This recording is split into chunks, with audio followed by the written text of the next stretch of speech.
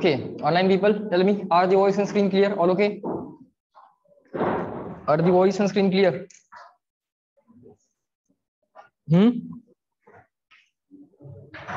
Yes, fine. Within a minute, we will start.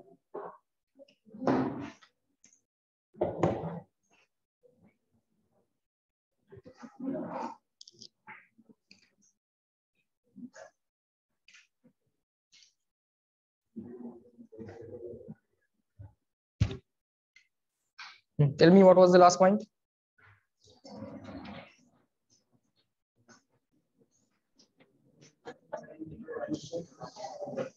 Huh? Question number 16. But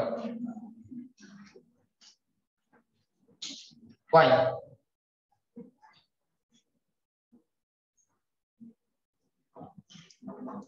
येतो ना माझा आवाज? मागोपर्यंत येतो? येतोय? बर. So we solved the questions on the string and the screen, right? I think one homework was also assigned to you.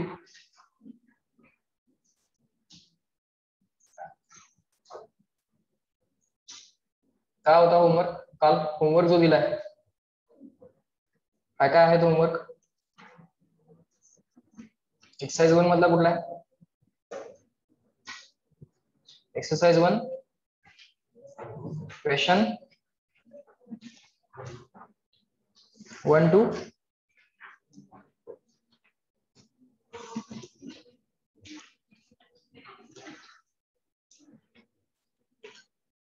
हाँ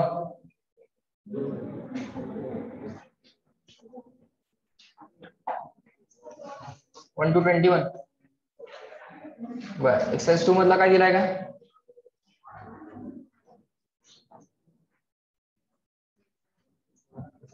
exercise 2 मधला काय काय दिलाय? एक्सरसाइज 2 मधला काय काय दिलाय? हा 1 to 27 बर. सेट 1 मधला काय दिलाय? क्वेश्चन 1 to 60 बरोबर. बर. किती होता टोटल? किती होता? 60 प्लस 20 प्लस 28 किती झाले? 108 बरोबर. 108 अप्रॉक्सिमेटली एवढे. सांगा दिवसाला किती क्वेश्चन सोडवणार on an average? Easy, medium, difficult, on an average किती सोडू शकतात तुमच्याकडनं?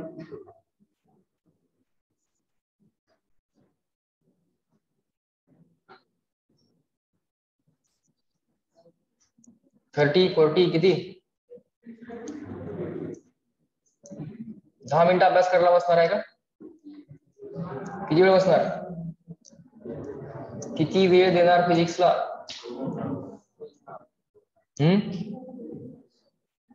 दीडला लेक्चर संपल्यानंतर काय न्यायचं ना? काय न्यायचं आहे? जेवायचं आहे? सर झोपायचं आहे? काय जेवायचं आणि लगेच बसायचं परत अभ्यासाला? कामं लवकर लवकर संपवा. माझी अशी इच्छा आहे की तुम्ही ऍव्हरेज 25 क्वेश्चन्सनी काम करावं. सो 2 तास 25 questions not a big deal. परीक्षेमध्ये एका तासात सोडवायचे आहेत जेई वाल्यांनी. नीटवाल्यांनी एका तासात 40-42 क्वेश्चन सोडवायचे, हो ना? कळतंय का? To start with we will start with 25 question per 2 hour. पण हळूहळू ते वाढलं पाहिजे. 25 to 30 questions per 2 hour. हळूहळू ते 50 questions per 2 hour पर्यंत जायला पाहिजे. डबल व्हायला पाहिजे. सो किती दिवस लागतील एवढे क्वेश्चन सोडवायला? फास्ट नाही. किती दिवस लागतील? 4 दिवस. आज वार कुठला आहे? 10 questions you can adjust, I think.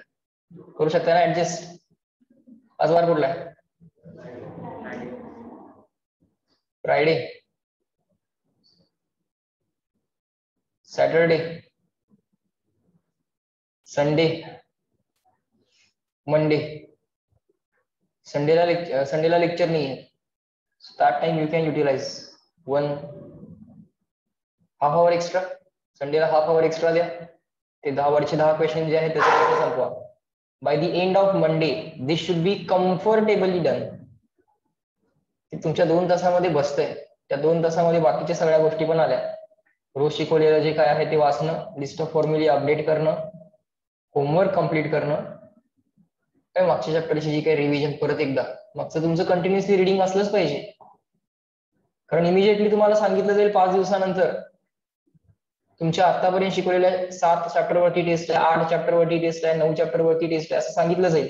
4-5 दिवस हातात असतील तुमच्या, तेव्हा करत बसणार आहे का सगळं? पण त्याच्यापेक्षा जर तुम्ही कंटिन्युअस रिव्हिजन मध्ये असाल, डेली रिव्हिजनला अर्धा तास द्यायचा, हाफ आवर फॉर रिव्हिजन, बरोबर. त्या 2 तास मधला हाफ तर गेला तुमचा, बरोबर. 15 minutes for what? 15 minutes for updating list of फॉर्म्युले, आज जे शिकवले त्याचं, बरोबर. अँड रिमेनिंग जो काय 1.5 आवर आहे अराउंड, किंवा 1 तास आणि 15 मिनिटं जी काय आहेत ती सगळी कशासाठी वापरा?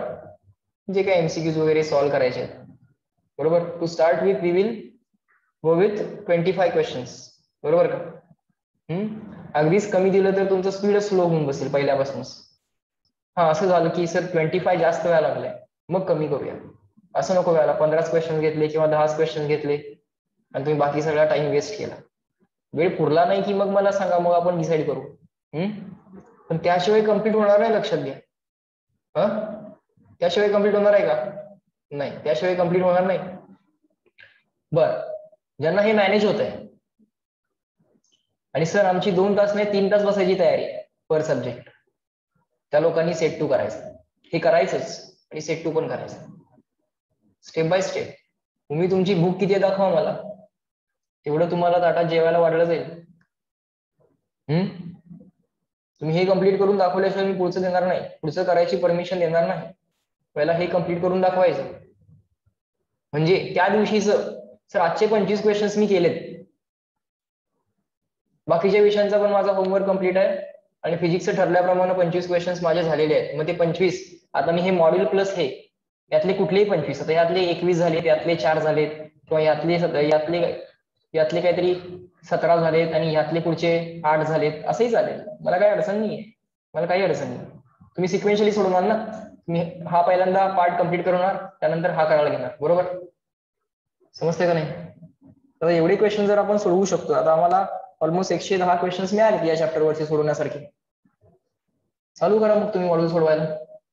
दिवसाला 25 क्वेश्चनचं टार्गेट आहे, कम्प्लीट झालंय. आजचं 25 क्वेश्चनचं टार्गेट कम्प्लीट झालंय आणि तरी पण माझ्याकडे अजून 2-3 तास शिल्लक आहेत पर सब्जेक्ट. आम्हाला अजून 3 तास समजा शिल्लक राहिले पर सब्जेक्ट, आम्ही 3 तास देतो त्यातले, किंवा 2 तास देतो. 2-2 तासात हे सगळं कम्प्लीट झालंय समजा, आणि अजून सुद्धा तुमच्याकडे अजून काही टाइम आहे, त्यातला 1/3 टाइम तुम्ही परत फिजिक्सला वापरा, ज्याच्यामध्ये तुम्ही सेट 2 चे क्वेश्चन्स काय आहेत, काय डिफिकल्टी लेवलचे आहेत, काय लेवलचं थिंकिंग इन्व्हॉल्ड आहे, ते सगळं बघता येईल. सेट 2 मध्ये जे काही क्वेश्चन्स आहेत, पहिला तो ऑब्जेक्टिव्ह 1 नावाचा, पहिल्यांदा तर सॉल्व्ड एक्झाम्पल्स आहेत. सॉल्व्ड एक्झाम्पल्स बघून घ्या सेट 2 मधले. सेट 2 मध्ये कसं आहे, सॉल्व्ड एक्झाम्पल्स आहेत. क्वेश्चन आन्सर समजून घ्यायचा प्रयत्न करा. त्यांचे थॉट्स, तुमचे थॉट्स तुम्ही स्वतःला एनरिच करा. लोक कसा विचार करतायत बघा. सॉल्व्ड एक्झाम्पल्स बघून तुम्हाला लोकांचे विचार समजतील. आलं का लक्षात? एक बॅकग्राऊंड क्रिएट होईल शिकलेल्या चॅप्टर्स वरची. त्यानंतर ऑब्जेक्टिव्ह 1 नावाचा टाईप आहे त्याच्यामध्ये काही एमसीक्यूज आहेत, ज्याच्यामध्ये 4 ऑप्शन्स पैकी 1 ऑप्शन करेक्ट असेल. तो काय करत बसू नका, कारण तुम्ही ऑलरेडी एमसीक्यू सोडवत आहे, बरोबर. सेट 1 मध्ये पण सोडवलेले आहेत. ऑब्जेक्टिव्ह 2 नावाचा टाईप आहे, ज्याच्यामध्ये मोर दॅन 1 टाईप करेक्ट आहे, बरोबर. तेही नाही केलं तरी चालेल टू स्टार्ट विथ. आता लगेच नाही केलं तरी चालेल, काही अडचण नाही. नंतर तुम्ही जेव्हा तुमचं सगळी ग्रीप यायला चालू होईल, पुढच्या काही चॅप्टरचे तुम्ही ते सेट 2 मधले ऑब्जेक्टिव्ह 2 म्हणजे मल्टिपल आन्सर्स करेक्ट असू शकतात ऑप्शन मधले, ते बघू शकता. नीटवाल्यांनी ते बघायचं काही कारण नाही, तुम्हाला सिंगल टाईप करेक्टच येतं. जेई वाल्यांनीच ते बघायचं, पण टू स्टार्ट विथ आता पण काय लगेच बघायची गरज नाही. त्याच्यामध्ये एक्सरसाइज नावाचा एक सेक्शन आहे. ऑब्जेक्टिव्ह 1 पहिल्यांदा आहे वर्कआउट एक्झाम्पल्स म्हणजे सॉल्व्ड एक्झाम्पल्स, दुसरा आहे ऑब्जेक्टिव्ह 1, तिसरा आहे objective 2, objective type 1 single type correct, objective type 2 multiple type correct, आणि तिसरा जो आहे तो किंवा चौथा जो आहे तो एक्सरसाइजेस नावाने आहे. त्यात न्यूमरिकल्स आहेत नुसते, त्याला ऑप्शन नाही आहेत, त्याला ऑप्शन नाही आहे. सो ऑप्शन्स तुम्हाला मदत करणार नाहीत. हा इलिमिनेट केला, तो इलिमिनेट केला, ऑप्शन कडे बघून सॉल्व्ह केलं, असं नाही होणार. You must have the thought to solve the problem. बरोबर, तुमच्याकडेच थॉट पाहिजे, मगच तो सॉल्व्ह होईल. बरोबर. सो काही वर्कआउट एक्झाम्पल्स आहेत, त्यानंतर ऑब्जेक्टिव्ह 1 आहे, ऑब्जेक्टिव्ह 2 आहे आणि एक्सरसाइज. माझं म्हणणं असं आहे की तुम्ही एक्सरसाइज सोडवावं. बरोबर. ज्यांना हे सगळं मॅनेज व्हायला लागलेलं आहे त्यांच्यासाठी सांगतोय, त्यांनी सेट 2 कसा सॉल्व्ह करायचा. जनरली सेट 2 वरती टाइम तुम्ही स्पेंड करा सॅटर्डे संडे. वीक मधले 4 दिवस जे आहेत बघा, ज्यांना हे मॅनेज होत नाही त्यांनी वीक मधले 7 दिवस हे करा टू स्टार्ट विथ. समजतंय का. पण पहिल्यांदा मला हे मॅनेज करून दाखवा. पहिल्यांदा हे मॅनेज करून दाखवा. हे मॅनेज व्हायला लागलंय सर, सगळं सॉल्व्ह व्हायला लागलंय. I want to do more. आम्हाला अजून जास्त गोष्टी करायच्या आहेत. वी हॅव द टाइम और we want to give the time. नुसती इच्छा असून पण काय उपयोग नाही. मला टाइम द्यायचा आहे, टाइमच नाही तुमच्याकडे, कुठं जाऊन येणार आहे. घड्याळ बंद पाडून चालतं का. आपल्या घरातलं घड्याळ बंद पाडलं म्हणजे आपल्याकडे टाइम मिळाला का. नाही, टाइम तर चालू राहणार आहे. You cannot stop that. Okay. So तुम्ही पट कामं कम्प्लीट करणं हेच एक्सपेक्टेड असतं. बरोबर. अल्टिमेटली प्रत्येकाचा काहीतरी स्पीड असेल. Module is compulsory for all. We are trying to implement this set 1 as well. Set 1 ची सुद्धा मॅक्सिमम क्वेश्चन्स करायचा प्रयत्न करा. मॉड्यूल तर कम्प्लीट करा, ते तर होतेच सगळ्यांचं, पण ते तर कंपल्सरी पण आहे. ते झाल्यानंतर लगेच सेट 1 पण करायला घेत चला. मग ते झाल्यानंतर सुद्धा यातले डेली 5 क्वेश्चन्स एक्सरसाइज नाव जे आहे त्यातले डेली किती करायचे, 5 क्वेश्चन्स. जेवढे चॅप्टर आता तुम्हाला शिकवून झालेले आहेत, बरोबर का, रिव्हिजनच होऊन जाईल ना तुमची. परत एकदा थ्रू सेट 2 काय होऊन जाईल, रिव्हिजन होऊन जाईल. आलं का लक्षात. असं सांगितलंय का जो चॅप्टर चालू आहे तेच केलं पाहिजे असं पण काही नाही. मागची रिव्हिजन तुमची चालू असतेच. बरोबर. पण माझं म्हणणं असं आहे की तुम्ही सुद्धा या सेट 2 ला पण तुम्ही थोडंसं टच करावं असं माझं म्हणणं आहे. हळूहळू, लगेच नाही. पहिल्यांदा एवढं कम्प्लीट करून दाखवा. 4 दिवसाचं टार्गेट आहे. 110 क्वेश्चन्स आहेत. 25 क्वेश्चनच्या ऍव्हरेजने तुम्ही 4 दिवसात हे सगळं कम्प्लीट करून दाखवत आहे. मध्ये एक संडे पण आहे, म्हणजे लेक्चर्स नाही आहेत, म्हणजे ज्यादा वेळ अवेलेबल. म्हणजे पर सब्जेक्ट 1.5 तास तरी एक्स्ट्रा अवेलेबल आहे की नाही. अदरवाइज लेक्चर असतं तर 1.5 तास गेले असते. म्हणजे पर सब्जेक्ट 1.5 तास तरी अजून एक्स्ट्रा अवेलेबल आहे. सो त्या 1.5 तासामध्ये 10 क्वेश्चन मॅनेजेबल आहे, जे काही एक्स्ट्रा आहेत. मग 25 चौक 100 आणि वरचे 10 question. So you can manage that. So Sunday you are not going to waste. Sunday waste नाही करून चालणार. बरोबर. बर. सो माझं म्हणणं असं आहे की तुम्ही मोस्टली काय करत चला, सॅटर्डे संडे जो काय आहे, सॅटर्डे संडे तुम्ही सेट 2 ला वापरत चाल. सेट 2 ला म्हणजे तिथं मग तुम्ही 5 पेक्षा जास्त क्वेश्चन सोडवले तरी चालतील. 10 15 क्वेश्चन सोडवले तरी चालतील. म्हणजे सॅटर्डे संडे मिळून एक 30 क्वेश्चन सॉल्व्ह केले तुम्ही, तसंही चालेल. सॅटर्डे संडे मिळून तुम्ही 30 क्वेश्चन सॉल्व्ह केले तसंही चालेल. सो माझं म्हणणं असं आहे की आपण काय करूयात, आपण याचं वीकली टार्गेट घेऊयात. सेट 2 हे बाकीचं तर मी त्यावेळी असाइन करतच असतो.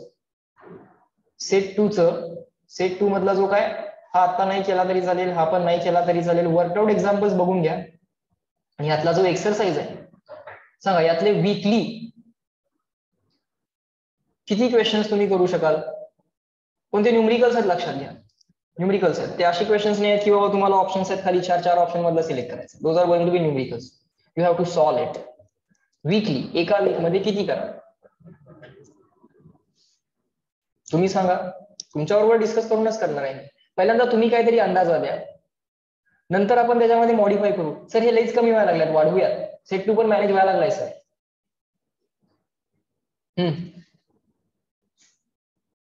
Weekly 30 questions. वीकली एका वीक मध्ये 30च क्वेश्चन्स करूयात टू स्टार्ट विथ. जास्त होत असेल तर आपण नंतर कमी पण करू. ट्राय करूयात आपण. आर्यन काय आलं सर, कशाला एवढा होमवर्क असाइन करायला लागलाय. नाही ना, करतोयस ना. टू स्टार्ट विथ काय करूया सांगा, वीकली एक्सरसाइज मधले किती करायचे, सेट 2 मधले जे झालेले चॅप्टर्स आहेत त्यांचंच करायचं आहे. करंट चॅप्टरचं तुम्ही काय काय करताय, करंट चॅप्टरचं मॉड्यूल करताय, सेट 1 करताय की करताय ना. मग झालेल्या चॅप्टरचे सिक्वेन्शियली आपण वीकली आता टू स्टार्ट विथ किती घेऊयात. ऑनलाईन पीपल तुम्ही सांगा मला, वीक मध्ये वेळ मिळाला वीक मध्ये कम्प्लीट करा, नाही मिळाला सॅटर्डे संडे यूज करा. एका वीक मध्ये किती कम्प्लीट करणार,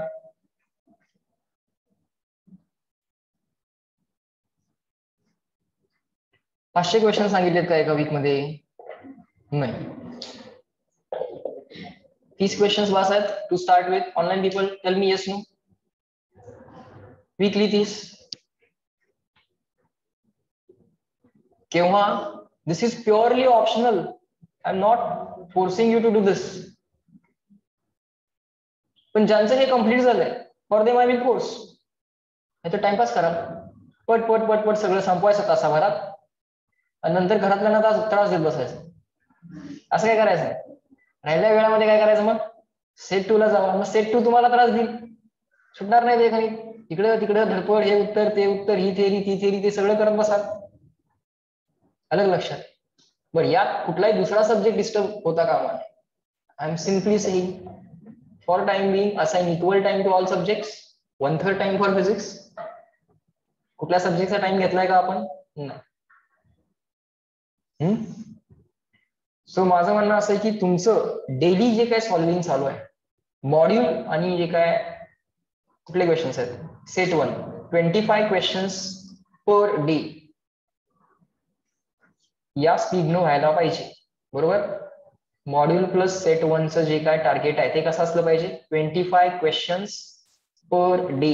असं जर केलं की नाही, तुमचे 100-110 क्वेश्चन जे असतात ते आठवड्याभरात नाही, 4 दिवसात 5 दिवसात होऊन जातील. 5 दिवसात होऊन जातील की नाही, 20 क्वेश्चनच्या ऍव्हरेज मध्ये गेला तरी 5 दिवसात होऊन जातात. येथे 100 क्वेश्चन्स दर आठवड्याला निघायला चालू होतात, प्लस 2 दिवस अजून राहतात सॅटर्डे संडे, त्याच्यामध्ये हे 30 क्वेश्चन्स करता येतात. मी म्हणतोय सॅटर्डे संडेची वाट बघत बसणार का, नाही. आता आजचं काम झालंय, सॅटर्डे येईल तेव्हाच हात लावतो याला, असं काय आहे का, नाही. चॅप्टर 1 शिकून झालाय ना युनिट डायमेन्शनचा, पटकन लिस्ट ऑफ फॉर्म्युली वाचायची, सगळ्या कॉन्सेप्ट भर भर भर भर बघायच्या, नोटचं रॅपिड रिडिंग करायचं, घ्यायचे 30 क्वेश्चन्स. एका दिवशी 30 करा म्हणून सांगितलंय का, you have a complete week. पण त्या वीक मध्ये असं नाही करायचं की हे काम राहिलंय आणि हे करायला लागलं, मॉड्यूलचं काहीतरी काम राहिलंय आणि हे करायला लागलं, असं नाही चालणार. सेट 1चं काम राहिलंय आणि हे करायला, असं पण नाही चालणार. मॉड्यूलचं काम राहिलंय आणि सेट 1 करायला लागलोय, असं पण नाही चालणार. Module should be completed first on priority, second priority set 1. If both of these 2 things are completed then set 2 त्या दिवशी. नसेल तर सॅटर्डे संडे यूज करा. समजायला लागले. स्वतःचा अभ्यास आता तुम्हाला हळूहळू स्वतःला मॅनेज करावा लागेल. इनिशियली मी मदत करेन, पण 24 तास काय मी तुमच्या बरोबर असू शकतोय का, नाही. असू शकतोय का, नाही. समजतंय का, तुम्हाला आता अभ्यासाला लागलं पाहिजे, बरोबर आहे का नाही. का परीक्षेच्या आदल्या महिन्यात करूया हे सगळं प्लॅनिंग,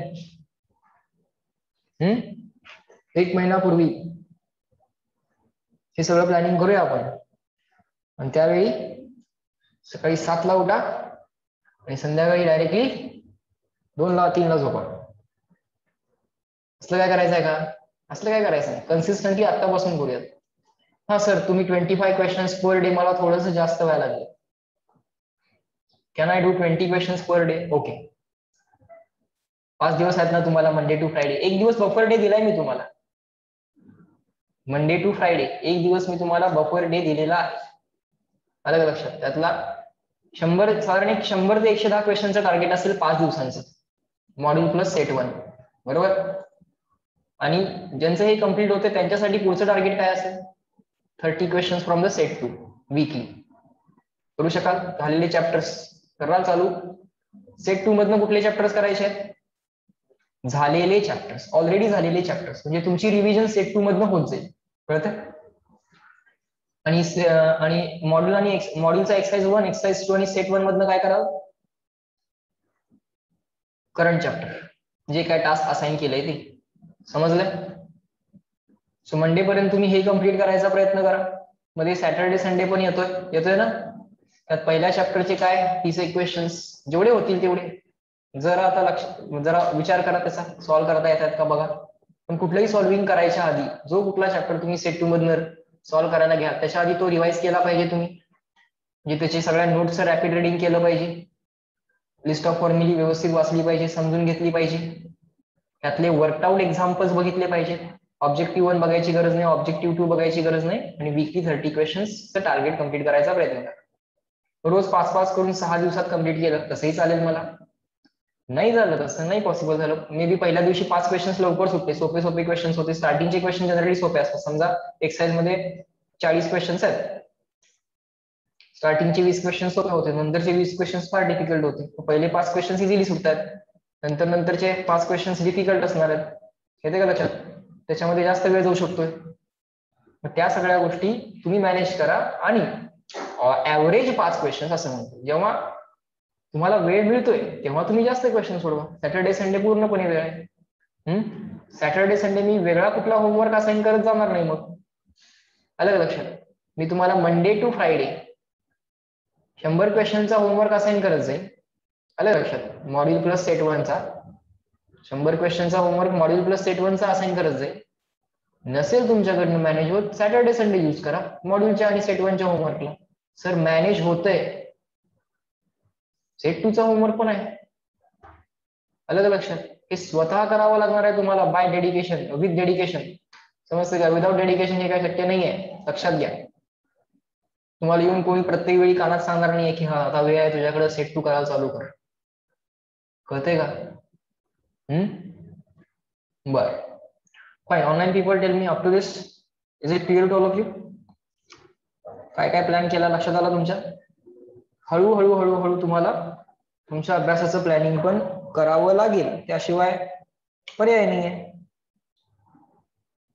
कष्ट केल्याशिवाय हे काय होणार नाहीये, प्लॅनिंग केल्याशिवाय हे काय होणार नाहीये. हा सर आता मॅनेज होत नाहीये, ठीक आहे, 4 महिन्यानं मॅनेज होईल. 4 महिन्यानं मॅनेज होईल, तोपर्यंत तरी मॉड्यूल आणि सेट 1 करायचा प्रयत्न करा. सर आता सेट 1 मॅनेज होत नाहीये, आता मॉड्यूल तर मॅनेज व्हायलाच पाहिजे. मग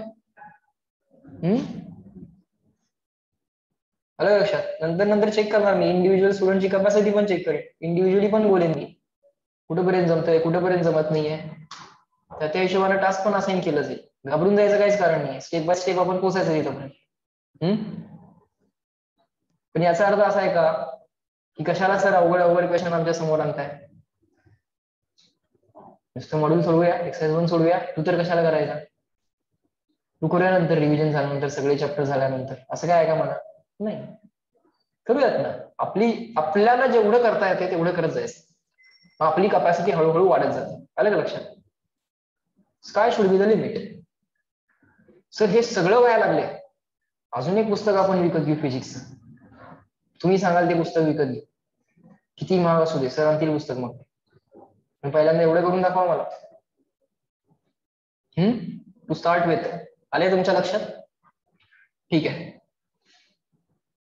मी नंतर मग हे हळूहळू लिहून पण पाठवत जाईल की या वीकचं आपलं टार्गेट काय आहे, मॉड्यूल मधले किती क्वेश्चन्स, सेट 1 मधले किती क्वेश्चन्स, आणि सेट 2 मधले कुठल्या चॅप्टरचे किती क्वेश्चन्स. To start with. आता जरा तुम्ही तरी जरा प्रयत्न करा, बघा तरी ते काय आहे. ठीक आहे, चला. So write down the heading.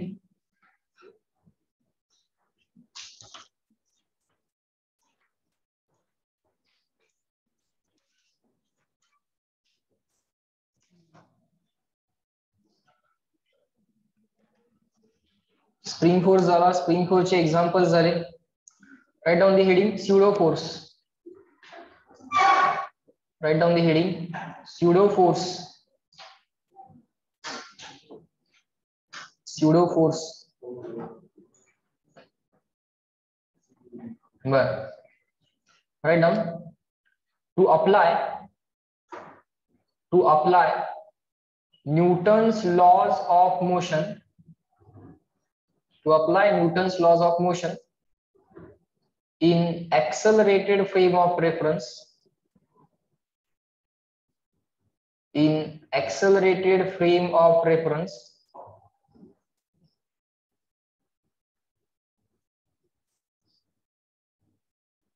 we consider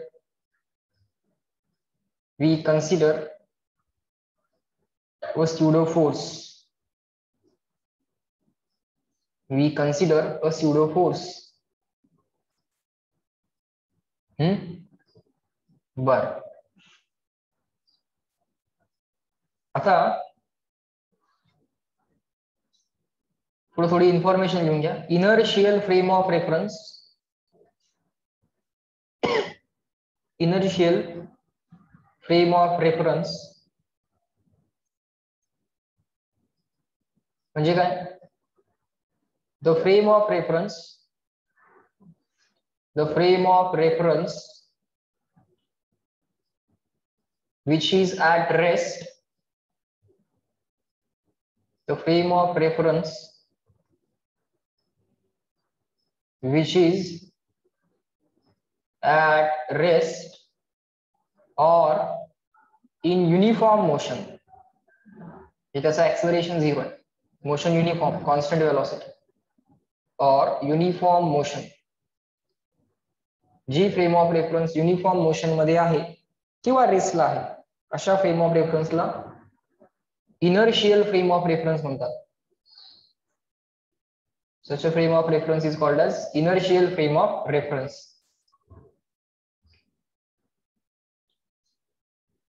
पुढे आहे non inertial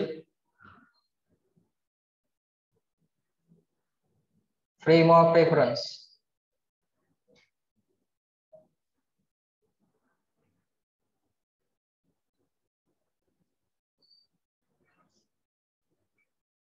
non-inertial frame of reference. The frame of reference, आता एवढं सगळं मोठं लिहित बसायला वेळ जातोय. So F dot O dot R dot. The inertial the frame of reference, short form बघा. The frame of reference which is accelerating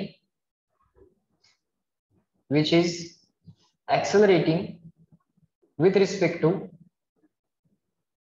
the inertial frame of reference. G inertial frame आहे त्यातनं बघितलं तर या फ्रेमला ही फ्रेम तुम्हाला accelerate होताना दिसेल. The frame of reference which is accelerating with respect to inertial frame of reference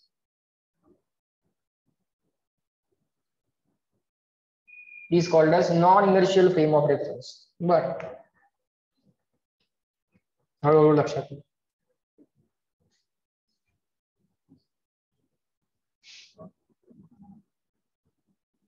बर, एक कोऑर्डिनेट सिस्टीम घेऊयात, म्हणजे एक फ्रेम ऑफ रेफरन्स घेऊयात आपण.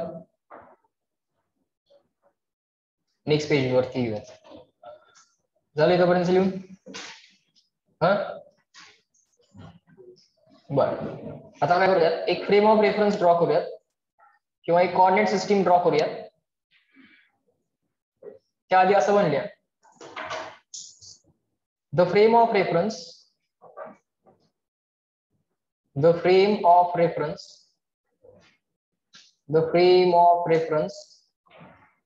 attached to ground in bracket earth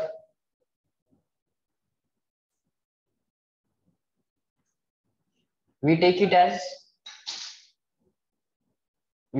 as inertial frame of reference. ती ऍक्सेलरेट होत नाही असं आपण अज्युम करतो.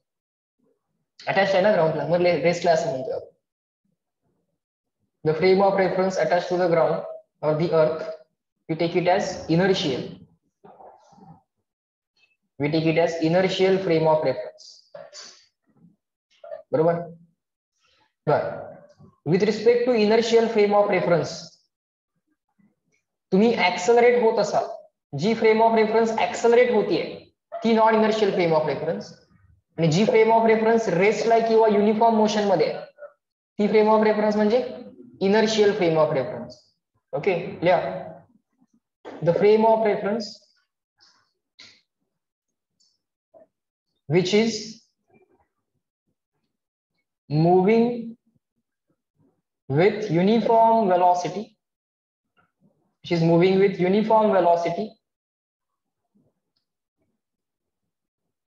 in the ground frame of reference or in the inertial frame of reference with respect to म्हणा, uniform velocity with respect to ground. कारण ग्राउंडला आपण काय करतोय, ग्राउंडला अटॅच फ्रेम ऑफ रेफरन्स काय करतो, इनर्शियल म्हणतोय आपण त्याला. With respect to that inertial frame of reference दुसरी एक फ्रेम ऑफ रेफरन्स आहे जी युनिफॉर्म वेलॉसिटीने मूव्ह होतीये. The frame of reference which is moving with the uniform velocity with respect to ground is also inertial frame of reference, is also inertial frame of reference. And the frame of reference which is accelerating, the frame of reference which is accelerating with respect to ground. आता ground ही inertial frame of reference आहे, ते तर रेस्टला आहे. With respect to ground the frame of reference which is accelerating is non-inertial frame of reference, is non-inertial frame of reference. थोडं जरासं लिहून घेतल्यामुळे थोडस एक पिक्चर तयार होईल, क्रिएट होईल काय आहे हे सगळं. बर, पहिल्यांदा आता आपण काय करूयात, एक फ्रेम ऑफ रेफरन्स ड्रॉ करूयात. आता एक्स वाय झेड ऍक्सिस काढत बसत नाही, एक्स वाय काढतो फक्त. समजा ही ग्राउंडला अटॅच केलेली फ्रेम ऑफ रेफरन्स आहे, मग ही कशी असेल, रेसला असेल always. He frame of reference कशाला अटॅच केली आपण, ही फ्रेम ऑफ रेफरन्स आपण ग्राउंडला अटॅच केली. मग ही इनर्शियल की नॉन इनर्शियल, इनर्शियल. ही काय असेल, इनर्शियल, बरोबर. या फ्रेम ऑफ रेफरन्स मध्ये एखादी कार मूव्ह होतीये, एखादी बस मूव्ह होतीये, त्या कारला किंवा त्या बसला सुद्धा एखादी फ्रेम ऑफ रेफरन्स अटॅच करता येते, बरोबर का. आणि समजा ती कार किंवा ती बस युनिफॉर्म वेलॉसिटीने जाते, राईटला जातीये, लेफ्टला जातीये, मे बी अशी ऑब्लिक जातीये, पण युनिफॉर्म वेलॉसिटी, वेलॉसिटीची डायरेक्शन बदलत नाहीये, मॅग्निट्यूड बदलत नाहीये. म्हणजे जी काय वेलॉसिटी आहे या फ्रेम ऑफ रेफरन्सची ती काय आहे, कॉन्स्टंट आहे. ही काय आहे, कॉन्स्टंट आहे. तरी विथ रिस्पेक्ट टू कुठल्या फ्रेम ऑफ रेफरन्स मध्ये ही वेलॉसिटी कॉन्स्टंट आहे, एक कार आहे किंवा एक बस आहे, ती कॉन्स्टंट वेलॉसिटीनं पर्टिक्युलर डायरेक्शन मध्ये जाते. कुठल्या फ्रेम मध्ये, ग्राउंड फ्रेम ऑफ रेफरन्स मध्ये एक कार आहे किंवा बस आहे, त्याच्याशी त्याला जी काय अटॅच केलेली फ्रेम ऑफ रेफरन्स आहे, that frame of reference is moving with the constant velocity. म्हणजे विथ रिस्पेक्ट टू ग्राउंड या फ्रेम ऑफ रेफरन्सची वेलॉसिटी काय आहे, कॉन्स्टंट आहे. ही सुद्धा फ्रेम ऑफ रेफरन्स आपण काय म्हणणार, इनर्शियल की नॉन इनर्शियल, इनर्शियल. ही पण काय झाली, इनर्शियल फ्रेम ऑफ रेफरन्स. कारण ही frame of reference with respect to ground रेसला आहे का, ती रेसला तर नाही, पण युनिफॉर्म मोशन मध्ये, त्यामुळे या सगळ्या फ्रेम ऑफ रेफरन्स काय झाल्या, इनर्शियल. ही पण फ्रेम ऑफ रेफरन्स काय झाली, इनर्शियल. कारण विथ रिस्पेक्ट टू ग्राउंड ही फ्रेम ऑफ रेफरन्स कॉन्स्टंट वेलॉसिटीने मूव्ह होती. आणि अजून एक फ्रेम ऑफ रेफरन्स घेऊयात जी with respect to ground accelerate होते. मे बी ऍक्सेलरेटिंग अप असेल, डाऊन असेल, लेफ्ट असेल, राईट असेल, जे काय असेल, बरोबर. Accelerating up, down, left, right जे असेल ते ऍक्सेलरेट होते. आणि याचं जे काय ऍक्सेलरेशन आहे, ठीक आहे, कॉन्स्टंट असेल नसेल, पण ऍक्सेलरेशन आहे. ऍक्सेलरेशन आहे म्हणजे इथे ऍक्सेलरेशन नाही म्हणजे किती, झिरो. आणि आहे म्हणजे किती, नॉट झिरो. ऍक्सेलरेशन आहे ना, या फ्रेम ऑफ रेफरन्सला ऍक्सेलरेशन आहे. So this frame of reference is accelerating. The frame of reference itself, the coordinate system which is chosen for the measurement itself is accelerating with respect to ground. ते acceleration आहे म्हणजे ही काय झाली, non inertial frame of reference. Non inertial frame of reference, ही मात्र frame of reference काय झाली, नॉन इनर्शियल झाली. Because that frame of reference is accelerating with respect to ground. ती विथ रिस्पेक्ट टू ग्राउंड ती रेसला नाहीये, किंवा विथ रिस्पेक्ट टू ग्राउंड ती कॉन्स्टंट वेलॉसिटीनं पण मूव्ह होत नाहीये. म्हणजे in short with respect to ground त्या फ्रेमचं ऍक्सेलरेशन झिरो नाहीये, ती फ्रेम ऍक्सेलरेट होतीये. समजलं इथपर्यंत, बरोबर. Up to this online people tell me clear and written, केव्हा फ्रेमला इनर्शियल म्हणायचं, केव्हा नॉन इनर्शियल म्हणायचं. ऍक्सेलरेशन झिरो असेल इनर्शियल, त्या फ्रेम ऑफ रेफरन्सचा ऍक्सेलरेशन नॉन झिरो असेल विथ रिस्पेक्ट टू ग्राउंड, तर non inertial. Non zero acceleration non inertial, zero acceleration inertial with respect to ground. Ground frame ही always with respect to ground रेसला असेल. बरोबर. बर, आता तुमच्या असं लक्षात येईल बघा, विथ रिस्पेक्ट टू ग्राउंड, हे ग्राउंड झालं आपलं. आता तुमच्या गंमत लक्षात येईल, जे आता आपण डिस्कस केलं हे रियालिटीमध्ये तुम्ही ऑब्झर्व केलेलं असतं. आपण प्रत्येक वेळी फिजिक्सला रियालिटी बरोबर रिलेट करूयात, तुमच्या एक्सपिरियन्स बरोबर आपण काय करूयात, त्याला रिलेट करूयात. समजा तुम्ही अतिशय कष्टाळू विद्यार्थी आहात, तुमचं घर फार लांब आहे, शाळेपासून तुमचं घर फार लांब आहे, आणि ही तुमची स्कूल बस आहे. बरोबर. तुम्हाला फार वेळ झालेला आहे, बस तुमच्या बस स्टँडवरती येऊन थांबलेली आहे. तुम्ही अचानकपणे तुम्ही एंटर झाल्या ड्रायव्हरला असं लक्षात आलं की नाही आता पटकन गेलं पाहिजे, जोरात गेलं पाहिजे. त्यानं अचानकपणे, बस आधी तर रेसला होती, विथ रिस्पेक्ट टू ग्राउंड बस कशी होती, रेसला होती. सो बसला अटॅच केलेली फ्रेम ऑफ रेफरन्स कशी होती, रेसला होती. दोन फ्रेम ऑफ रेफरन्स इथं दिसतील तुम्हाला बाळांनो. एक फ्रेम ऑफ रेफरन्स असेल ground frame of reference which is always at rest, which is always at rest. ही असेल तुमची ग्राउंड फ्रेम ऑफ रेफरन्स. आणि एक बसला अटॅच केली, आता बसला अटॅच केलेली फ्रेम ऑफ रेफरन्स कशी आहे, रेसला. सो आता ही फ्रेम ऑफ रेफरन्स कशी आहे, बसवाली, इनर्शियल. ड्रायव्हरनं काय केलं, ऍक्सलरेटर वरती जोरात पाय दाबला, बरोबर, आणि क्लच सोडून दिला. गाडी काय झाली, ऍक्सलरेट झाली. गाडीचा स्पीड काय होणार, वाढणार आहे. वेलॉसिटीचा मॅग्निट्यूड चेंज झाला, म्हणजे ऍक्सलरेशन आहे की नाही. भले डायरेक्शन सेम राहिली असेल, चला राईटवर्डच चालली आहे बस, पण ऍक्सलरेशन आलं म्हणजे ही बस ऍक्सलरेट झाली, बसला अटॅच केलेली फ्रेम ऑफ रेफरन्स ऍक्सलरेट झाली. बरोबर का. बर, acceleration of this frame of reference कसं होतं, बस ऍक्सलरेट जी झाली ती फॉरवर्ड डायरेक्शन मध्ये ऍक्सलरेट झाली, बोलायचं. So with respect to ground बसला ऍक्सलरेशन कसं आहे, राईटवर्ड. पण तुम्ही बसमध्ये इथे एक दरवाजा आहे, तुम्ही एंटर झालात, तुम्ही इथं उभारला होता आणि बस पुढे ऍक्सलरेट झाली आणि तुम्ही डायरेक्टली जाऊन पडलात मागच्या सीटवरती. बरोबर का नाही, असं होणार की नाही. तुम्ही आत आल्या ड्रायव्हरला असं लक्षात आलं की तुम्ही आत आलेला आहात, शाळेला वेळ झालेला आहे. मुलांचं शिक्षण फार महत्वाचं आहे, त्यांचे 5 मिनिटं बुडली नाहीत पाहिजे स्टार्टिंगचे. त्यानं दाबला ऍक्सलरेटर वरती पाय, काय झालं, बस ऍक्सलरेट झाली पुढे. So now this frame of reference is in acceleration. So this is non inertial frame of reference. तुम्हाला कुणी ढकललं होतं का, तुमच्या मित्रांनी तुम्हाला कोणी त्रास दिलाय का, डायरेक्टली मागे ढकललंय का, कुणी नाही ढकललं, तुम्ही स्वतःच ढकलला गेलात, आपोआप ढकलला गेलात आणि मागच्या सीटवरती जाऊन पडला तुमच्या जागेवरती. बरोबर. असं कसं काय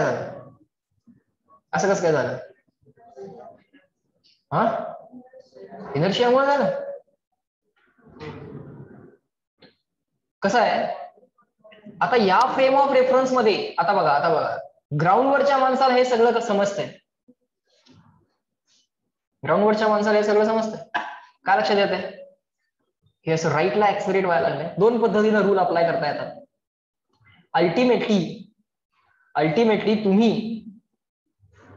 तुम्ही ग्राउंड फ्रेम ऑफ रेफरन्सचा विचार करताय की या बसला अटॅच केलेल्या फ्रेम ऑफ रेफरन्सचा विचार करताय, ते मॅटर करते. आता समजा आम्हाला Newton's laws of motion apply करायचे आहेत. काय करायचंय आम्हाला, Newton's laws of motion apply करायचे आहेत. इथं आम्हाला कळतच नाहीये तुमच्यावरती फोर्स कुणी लावला, कळतंय का. या फ्रेम ऑफ रेफरन्स मध्ये आम्ही विचार केला, काही कारण नसताना तुम्ही ऍक्सलरेट झालात की नाही बॅकवर्ड्स, बसला काय माहितच नाही. समजा आता या फ्रेम ऑफ रेफरन्सला असं लक्षात आलं की नाही, एक पार्टिकल इथं होता, ऍक्सलरेट होत इथं आला आपोआप, without force. How there can be acceleration without force. For acceleration there must be some force. Acceleration म्हणजे काय, वेलॉसिटी चेंज होणं. वेलॉसिटी केव्हा चेंज होणार, डायरेक्शन चेंज झाली तर, किंवा मॅग्निट्यूड चेंज झाला तर. बरोबर. इथे एक पार्टिकल होता, या फ्रेम ऑफ रेफरन्सचा विचार करा की तुम्ही. या फ्रेम ऑफ रेफरन्सचा विचार केला, बाकीचं जग विसरून जा. त्या फ्रेम ऑफ रेफरन्सला काय वाटलं, किंवा त्या फ्रेम ऑफ रेफरन्सनी जी लोक मेजरमेंट घेत आहेत त्यांना काय वाटलं, या पार्टिकल वरती फोर्स ऍक्टच झाला नाही आणि तरी सुद्धा हा ऍक्सलरेट होऊन इथं आला. आला की नाही? आला की नाही? मग अशा टाईपच्या ऍक्सलरेटिंग फ्रेम ऑफ रेफरन्स मध्ये एक फोर्स घ्यावा लागेल, एक ऍडिशनल फोर्स घ्यावा लागेल to explain the motion of particles in the accelerating frame of reference. We need help of one more force. कुठं आला माहित नाहीये, तो ऍक्च्युली का आलाय? तो फ्रेम ऑफ रेफरन्सच ऍक्सलरेट झाल्यामुळे आलाय. बसला अटॅच केलेला फ्रेम ऑफ रेफरन्स, बस ऍक्सलरेट झाली की ही फ्रेम ऑफ रेफरन्स काय झाली? ऍक्सलरेट झाली. मग ह्या पार्टिकल वरती जो काय फोर्स आपण घेतला, ऍक्च्युली फ्रेम ऑफ रेफरन्स राईटला ऍक्सलरेट झाली, झालंय की नाही? आणि हा जो काय पार्टिकल आहे, हा जो काय पार्टिकल आहे याची मोशन एक्सप्लेन करायची आहे कुठल्या कुठल्या कुठल्या फ्रेम मध्ये? या बसच्या फ्रेम ऑफ रेफरन्स मध्ये. मग एक फोर्स आम्हाला घ्यावा लागला ज्याचं नाव आहे pseudo force.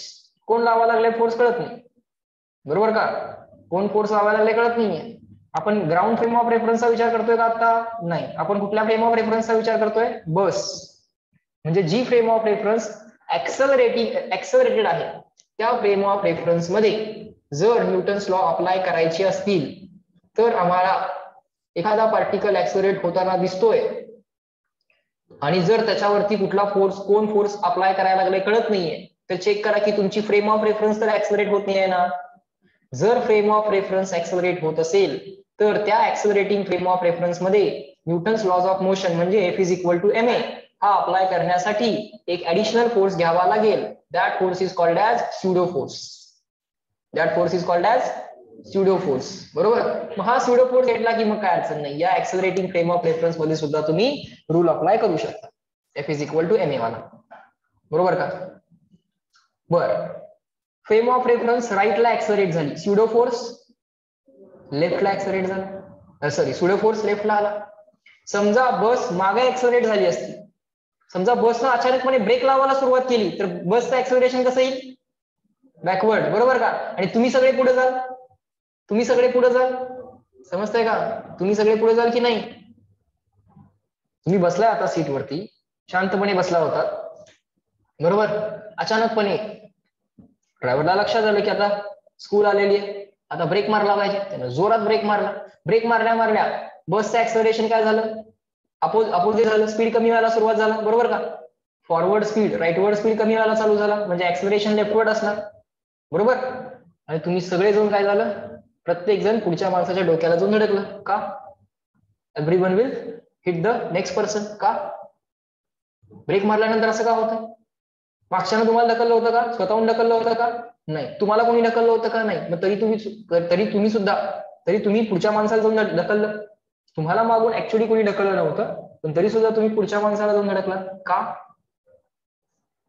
Ground frame of रेफरन्सचा विचार करून सांगू नका, ऍक्सलरेटिंग फ्रेम ऑफ रेफरन्स मध्ये ते एक्सप्लेन करायचा प्रयत्न करा. इथल्या लोकांना काय वाटेल, ज्या लोकांना ग्राउंड फ्रेम विषयी काय माहितच नाही, या लोकांना काय वाटेल? Without force there is acceleration, असं वाटेल की नाही? तर विदाउट फोर्स एक्सलरेशन असेल का? नाही. न्यूटन काय म्हणतोय? फोर्स असला पाहिजे तरच एक्सलरेशन. मग या फ्रेम ऑफ रेफरन्स मध्ये जी काय मोशन एक्सप्लेन करायची आहे पार्टिकलची, ती मोशन एक्सप्लेन करण्यासाठी एक स्युडो फोर्स घ्यावा लागेल. तर त्या केसमध्ये स्युडो फोर्स कसा असेल? एक्सलरेशन बॅकवर्ड आहे, मग स्युडो फोर्स फॉरवर्ड. बरोबर का? अलग लक्षात? प्रत्येक पार्टिकल वरती एक स्युडो फोर्स येईल जो प्रत्येकाला फॉरवर्ड ढकलेल, म्हणून तुम्ही पुढच्या माणसाला जाऊन धडकताय. समजतंय का? फार जोरात ब्रेक मारला तर काय होईल? सगळेजण जाऊन ड्रायव्हरच्या शेजारी बसतील. बरोबर? सो एखादी फ्रेम ऑफ रेफरन्स जर ऍक्सलरेटिंग असेल तर त्या फ्रेम ऑफ रेफरन्स मध्ये, ऍक्सलरेटिंग फ्रेम ऑफ रेफरन्स मध्ये Newton's laws of motion apply करण्यासाठी आम्हाला स्युडो फोर्सची मदत घ्यावी लागते. बरोबर? सो दोन्ही पद्धतीने तुम्ही रूल अप्लाय करू शकता. एक तर तुम्ही ग्राउंड फ्रेम ऑफ रेफरन्स मध्ये रूल अप्लाय करा, नाहीतर ऍक्सलरेटिंग फ्रेम ऑफ रेफरन्स मध्ये तुम्ही अप्लाय करा. चालेल, कुठेही अप्लाय करा, आन्सर्स काही चेंज होत नाही. पण आता आम्हाला एक स्युडो फोर्सची एक कॉन्सेप्ट समजलेली आहे. तेव्हा वापरायचा pseudo force to apply the Newton's laws of motion in which frame of reference? Inertial और नॉन इनर्शियल? कुठल्या फ्रेम ऑफ रेफरन्स मध्ये रूल अप्लाय करायचा असेल न्यूटनचा, तर स्युडो फोर्स घ्यावा लागेल. Non inertial. Inertial frame of reference मध्ये जर विचार करायचा असेल तर स्युडो फोर्स वगैरे घ्यायची काय गरज आहे का?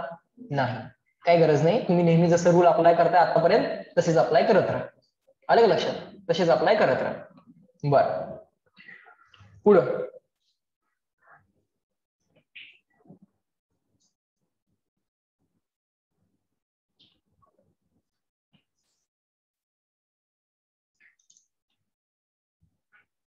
नेक्स्ट हेडिंग द्या. एक्झाम्पल 17 आपण नंतर सोडवू. नेक्स्ट हेडिंग द्या. अपॅरंट वेट इन अन इलेव्हेटर. इलेव्हेटर किंवा लिफ्ट. लिफ्टची काय गंमत आहे बघा. लिफ्ट वाल्या केसेस लिहा. अपॅरंट वेट, अपॅरंट वेट, फार छान पॉइंट आहे. Apparent weight in an elevator. Apparent weight in an elevator. बर,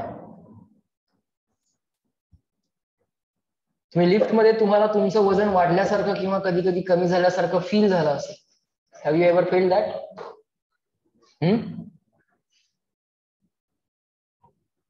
मधल्या मोशन मध्ये नाही, पण जेव्हा तुम्ही डिझायर्ड फ्लोअरला लिफ्ट जस्ट स्टार्ट झाल्या झाल्या तुम्हाला तुमचं वेट वाढल्यासारखं वाटतंय, आणि लिफ्ट जेव्हा थांबत असते, ब्रेक मारत असते, तेव्हा तुम्हाला तुमचं वेट कमी झाल्यासारखं पण वाटू शकतं. चेक करूया कुठल्या कुठल्या केसमध्ये तुम्हाला वेट वाढल्यासारखं वाटतं, कुठल्या कुठल्या केसमध्ये वेट कमी झाल्यासारखं वाटतं. Apparent weight in an elevator. Elevator means lift. ब्रॅकेटमध्ये लिहा लिफ्ट. ब्रॅकेटमध्ये लिहा लिफ्ट. बर, लिफ्टची जनरली मोशन कशी असते? Generally up down, left right कशी असते? Up down. केस 1 लिहा. Case 1 lift accelerating up. Lift accelerating up. Lift काय करते? ऍक्सलरेटिंग अप अशी. इथे तुम्ही उभारलेले आहात. आता तुम्ही म्हणजे हा ब्लॉक ऑफ मास एम, बरोबर? Block of mass M. ही लिफ्ट वरती ऍक्सलरेट होतीये. ही लिफ्ट ऍक्सलरेटिंग आहे. कशी आहे? Accelerating up. Lift is accelerating up, बरोबर? मग स्यूडो फोर्स कसा घ्यावा लागेल? जर घ्यायचा झाला pseudo force, pseudo force down, बरोबर? ऍक्सलरेटिंग अप तर स्यूडो फोर्स डाऊन, ऍक्सलरेटिंग राईट तर स्यूडो फोर्स लेफ्ट, ऍक्सलरेटिंग लेफ्ट तर स्यूडो फोर्स राईट. हे सगळं बसच्या एक्झाम्पल न कळले, तुमच्या लक्षात आलंय. बस ऍक्सलरेट झाल्यावर काय होतं आणि ब्रेक मारल्यावर काय होतंय त्याच्या लॉजिकनं. मग आता मी काय करणार आहे? आता मी मुद्दाम जी फ्रेम ऑफ रेफरन्स घेणार आहे. आता ग्राउंड फ्रेम ऑफ रेफरन्स घ्यायला लागलोय का मी? नाही. मी दोन्ही रूल अप्लाय करून दाखवतो तुम्हाला. काही अडचण नाही, मी दोन्ही रूल अप्लाय करून दाखवतो. दोन रूल अप्लाय केले. इक्वेशन सेम येतात की नाही बघा तुम्ही. दोन रूल अप्लाय केले. पहिल्यांदा ग्राउंड फ्रेम ऑफ रेफरन्स मध्ये हा रूल अप्लाय करून दाखवतो. ग्राउंड फ्रेम ऑफ रेफरन्स मध्ये स्यूडो फोर्सची कॉन्सेप्ट घ्यायची आहे का? नाही. मग ह्या ब्लॉक ऑफ मास एम ला ए नी ऍक्सलरेट होताना तुम्ही ग्राउंड फ्रेम ऑफ रेफरन्स मधनं बघताय. बोला yes. So net upward force M is equal to, हा बोला, net upward force M is equal to all upward minus all downward. बर, या ब्लॉक वरती अपवर्ड फोर्स कोण कोण असणार आहे? ही लिफ्ट आहे तुमची. अपवर्ड फोर्स कोण कोण असेल? पटकन यायला पाहिजे उत्तर. हा, एवढा अवघड आहे का? पटकन पटकन आन्सर यायला पाहिजे. नॉर्मल रिएक्शन सरफेस आहे का नाही?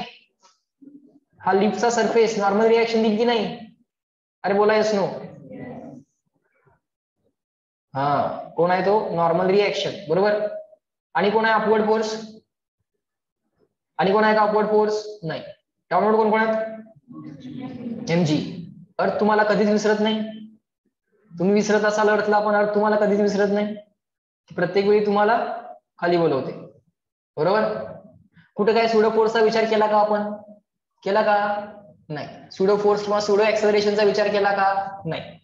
बर, हा, net upward force is equal to, हा, all upward minus all downward, बरोबर. किती आलं सांगा नॉर्मल रिएक्शनचा आन्सर? हा एमजी गेला लेफ्टला. कुठल्या फ्रेम ऑफ रेफरन्स मध्ये रूल अप्लाय करतोय?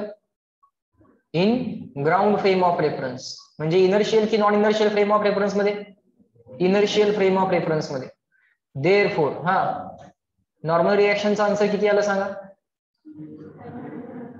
mg plus ma, mg plus ma. तुमचं वेट किती असते? mg. तुमचं वेट किती असते? mg. तेवढीच जर नॉर्मल रिएक्शन मिळाली, तुम्हाला ऍक्च्युली mg फील होत नसते, तुम्हाला ऍक्च्युली काय फील होत असते? Normal reaction. तुम्हाला आता तुम्ही बेंचवरती बसलाय, मग तुम्हाला बेंचनी दिलेली नॉर्मल रिएक्शन फील होते की mg फील होते? नॉर्मल रिएक्शन फील होते. हा, आता नॉर्मल रिएक्शन किती आहे? mg एवढी आहे. त्यामुळे तुम्हाला तुमचं रिअल वेट फील होतंय, बरोबर का? So the normal reaction is always called as apparent weight and mg is called as real weight. जेव्हा नॉर्मल रिएक्शन mg एवढी असते तेव्हा normal reaction is equal to real weight. mg is called as real weight, normal reaction is called as apparent weight. एक extra point लिहून ठेवा. Real weight म्हणजे काय आणि अपॅरंट वेट म्हणजे काय? एक एक्स्ट्रा पॉइंट. mg ला काय म्हणतात? mg is called as real weight. Mass वेगळं, वेट वेगळं, बरोबर ना? वेट म्हणजे mg आणि मास म्हणजे m. mg ला म्हणतात रिअल वेट आणि नॉर्मल रिएक्शनला काय म्हणतात? अपॅरंट वेट, भासणारं वेट. अपॅरंट वेट. तुम्हाला काय वाटलं तुमच्या वेट विषयी? जे एक्सपिरियन्स केलं ते वेट म्हणजे अपॅरंट वेट.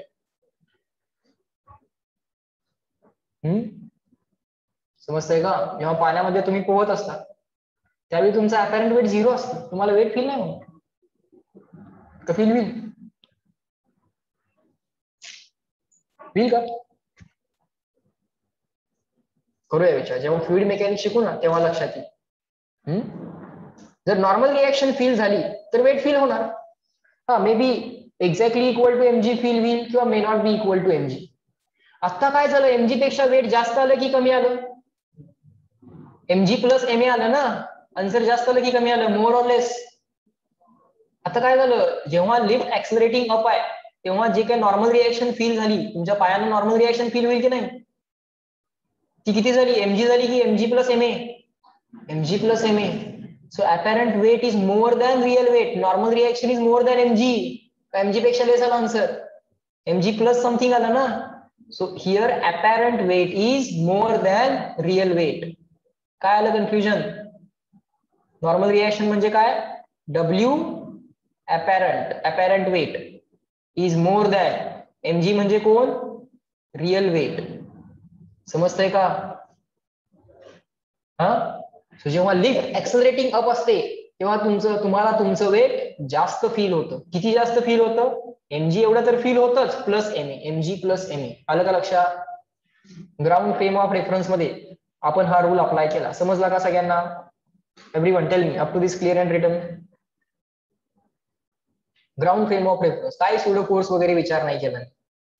मला कळतंय की हा पार्टिकल ऍक्सलरेटिंग अप आहे, ठीक आहे. Net upward force equal to all upward minus all downward. Normal reaction find केली, लक्षात आलं की apparent weight is more than real weight. आलं, जास्त वेट फील झालं. होते की नाही? लिफ्ट मध्ये तुम्हाला तुमचं वेट जास्त फील होतंय. कुठली केस आहे? Lift accelerating up. लिफ्ट जर वरती जाताना ऍक्सलरेट होत असेल तर तुम्हाला तुमचं वेट जास्त फील होणार, mg पेक्षा जास्त फील होणार. मग ते काही लोक m वगैरे कॉमन काढतात वगैरे वगैरे, ठीक आहे, ते सगळं कळतंय, बरोबर? Sir ground frame of reference मध्ये आम्हाला कोण रूल अप्लाय करता येतच होता की स्युडो फोर्सची काय भानगड आहे ते सांगा. स्युडो फोर्सचा काय विचार आहे तो करूया. स्युडो फोर्स केव्हा घ्यायचा आहे? To apply Newton's laws of motion in non inertial frame of reference. या फ्रेम ऑफ रेफरन्सला नाव देऊया फ्रेम ऑफ रेफरन्स 1. आता एक फ्रेम ऑफ रेफरन्स काय करूयात? लिफ्टला अटॅच करूयात. काय करूयात? लिफ्टला अटॅच करूयात. एक फ्रेम ऑफ रेफरन्स काय करूया म्हणून? लिफ्टला अटॅच करू. ठीक आहे सर, एक फ्रेम ऑफ रेफरन्स आपण लिफ्टला अटॅच केली. आता ही frame of reference with respect to ground accelerate व्हायला लागली आहे का रेस्टला आहे का युनिफॉर्म मोशन आहे? ही फ्रेम ऑफ रेफरन्स जी लिफ्टला अटॅच केली, सर आपली लिफ्टच ऍक्सलरेट व्हायला लागली आहे, मग त्याला अटॅच केलेली प्रत्येक गोष्ट विथ रिस्पेक्ट टू ग्राउंड ऍक्सलरेट होते. सो आता मला ग्राउंड फ्रेम ऑफ रेफरन्सचा विचार करायचाच नाही. मला कुठल्या फ्रेम ऑफ रेफरन्सचा विचार करायचा? लिफ्ट. आता जग विसरून जा आणि लिफ्टच्या दुसऱ्या माणसाला बसवा आणि तो दुसरा माणूस आता पहिल्या माणसाची मोशन ऑब्झर्व करणार आहे. अलग लक्षात. Now just forget about the rest of the world and just focus on the frame of reference which is attached to the lift. म्हणजे लिफ्ट पॉइंट ऑफ व्ह्यू न तुम्ही विचार करायला जरा सुरुवात करा. आता लिफ्ट पॉइंट ऑफ व्ह्यू न जेव्हा तुम्ही विचार करायला सुरुवात कराल तेव्हा तुमच्या असं लक्षात येईल बाळांनो की विथ रिस्पेक्ट टू लिफ्ट मी तर रेसला, मी आहे की नाही रेसला. विथ रिस्पेक्ट टू लिफ्ट हा ऑब्जेक्ट रेसला की नाही with respect to lift. Always बघा ना त्याची काय पोझिशन चेंज होतीये का? नाही. विथ रिस्पेक्ट टू लिफ्ट जर आम्हाला रूल अप्लाय करायचे असतील तर मात्र काय करावं लागेल, लिफ्ट ही एक ऍक्सेलरेटिंग फ्रेम ऑफ रेफरन्स आहे. इथपर्यंत झाले. याच्या पुढे काय लिहिणार मी? नाव if we want to write or want to apply Newton's laws of motion with respect to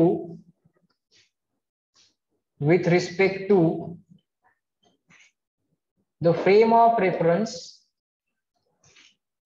attached to lift. आता लिफ्टचा जर मी विचार केला, विथ रिस्पेक्ट टू लिफ्ट जर विचार केला तर हा पार्टिकल काय ऍक्सेलरेट होताना दिसत नाही. हा विथ रिस्पेक्ट टू ग्राउंड तुम्हाला हा पार्टिकल ऍक्सेलरेट होताना दिसत होता, ऍक्सेलरेटिंग अप वगैरे होते, ही सगळीच लोक ऍक्सेलरेटिंग अप होते, ते सगळं कळतंय. पण with respect to lift frame of reference जर विचार केला तर हा पार्टिकल जर रेसला म्हणजे याच्यावरचा नेट फोर्स काय आला पाहिजे मला सांगा. विथ रिस्पेक्ट टू लिफ्ट हा पार्टिकल एकाच ठिकाणी आहे की नाही? लिफ्ट मध्ये त्याची जागा कुठे बदलते का? वरती जातोय का? खाली पडतोय का? लेफ्टला राईटला कुठे काय जातोय का? नाही. म्हणजे इथं बॅलन्स असणार की इम्बॅलन्स?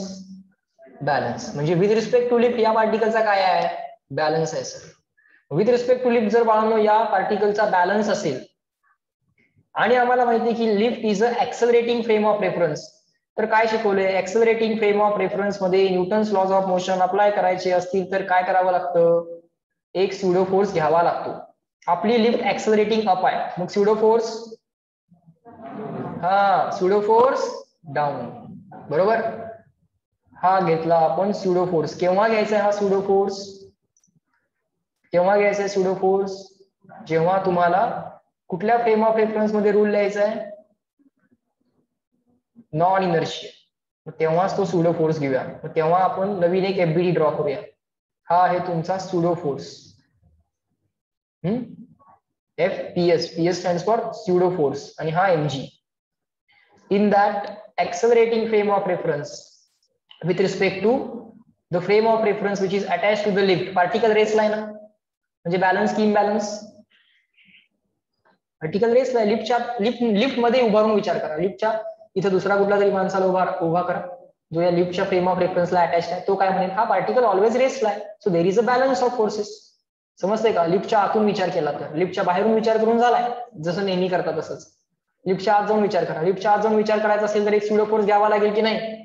तुम्हाला एक डाऊनवर्ड पुल किंवा डाऊनवर्ड पुश फील होईल की नाही? होईल की नाही? तोच हा स्युडो फोर्स, कारण तुमची फ्रेम ऑफ रेफरन्स ऍक्सेलरेटिंग अप आहे, मग स्युडो फोर्स डाऊन. मग इथं बॅलन्स आहे. बॅलन्स आहे म्हटल्यानंतर काय म्हटलं पाहिजे? All upward is equal to all downward. All upward is equal to all downward. बर, आता स्युडो फोर्सची व्हॅल्यू किती असते ते सांगायला पाहिजे. स्युडो फोर्सची value mass into acceleration of frame of reference. कुठला पार्टिकल आहे?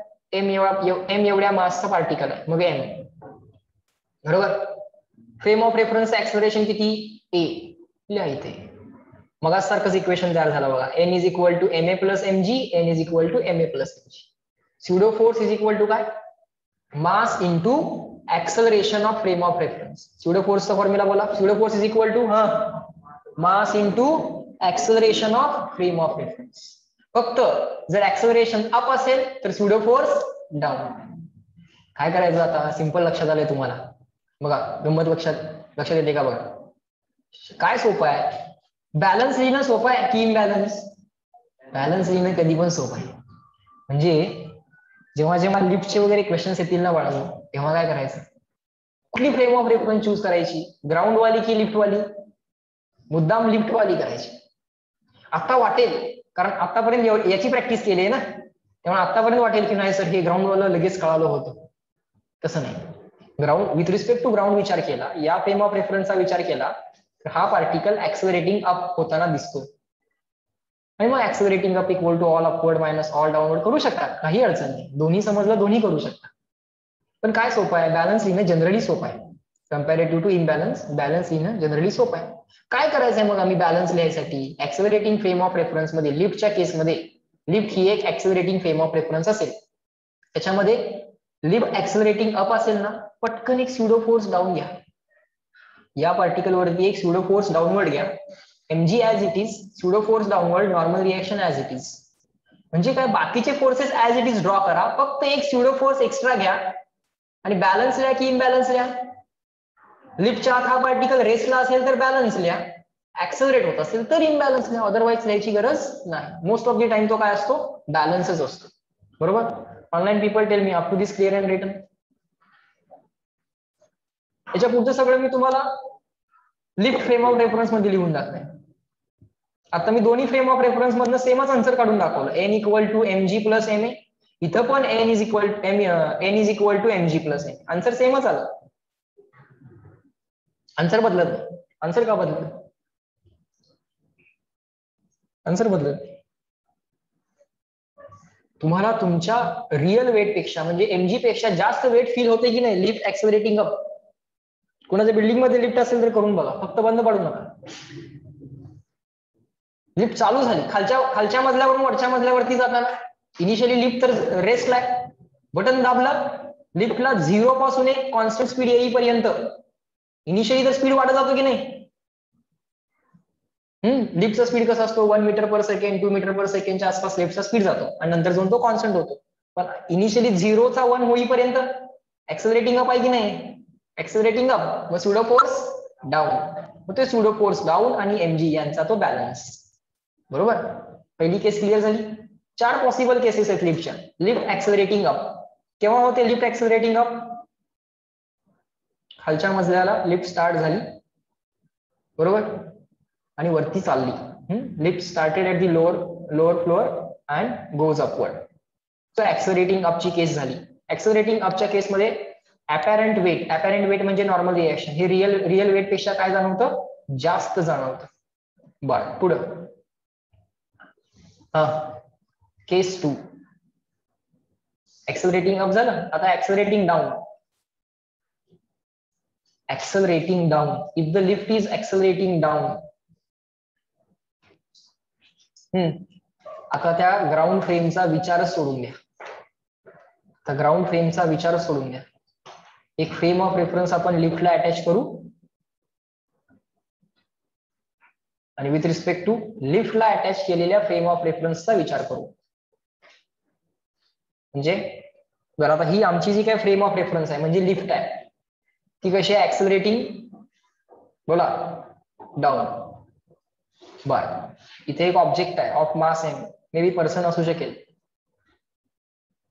याच्यावरती ऍक्ट होणारे रिअल फोर्सेस कोण कोण आहेत? स्युडो वाले नाही, रिअल वाले. mg, पुढं नॉर्मल रिएक्शन, पुढं रिअल वाले संपले. बरोबर. कुठल्या फ्रेम ऑफ रेफरन्स मध्ये रूल लिहायचा आहे? ग्राउंड म्हणजे इनर्शियल की लिफ्ट? लिफ्ट म्हणजे नॉन इनर्शियल. आमची फ्रेम ऑफ रेफरन्स ऍक्सलरेट होते की रेस्टला with respect to ground? Lift तर with respect to ground accelerating down आहे. मग pseudo force up. Pseudo force up. Pseudo फोर्सची व्हॅल्यू किती? Mass into acceleration of frame of reference. So FPS किती आला? Mass of the object into A. म्हणजे ऍक्सलरेटिंग down तर pseudo force up, lift accelerating down म्हणजे frame of reference accelerating down तर pseudo force up. आता with respect to lift म्हणजे with respect to frame of reference attach to the lift, पार्टिकलसाठी balance लिहायचा की imbalance? Lift मध्ये विचार करा, बाकीचं जग विसरून जा. स्वतःला लिफ्ट मध्ये घेऊन जा आणि स्वतः विचार करा. With respect to the lift हा पार्टिकल आपली जागा बदलतोय का? ऍक्सलरेट होतोय का? वरती खाली लेफ्ट राईट? नाही. मग बॅलन्स की इम्बॅलन्स? बॅलन्स. बॅलन्स लिहिणं सोपं आहे ना. All upward equal to all downward. सांगा देअरफॉर ऑल अपवर्ड कोण कोण? स्यूडो फोर्स किती आला, msc mass into acceleration of frame of reference, ma plus normal reaction is equal to mg. किती आली normal reaction, mg minus ma. हे कोण आहे, w अपॅरंट, बरोबर ना, अपॅरंट APP अपॅरंट. हे कोण आहे, w रियल, w म्हणजे वेट. काय लक्षात आलं तुमच्या, अपॅरंट वेट जास्त मिळालं mg पेक्षा की कमी मिळालं,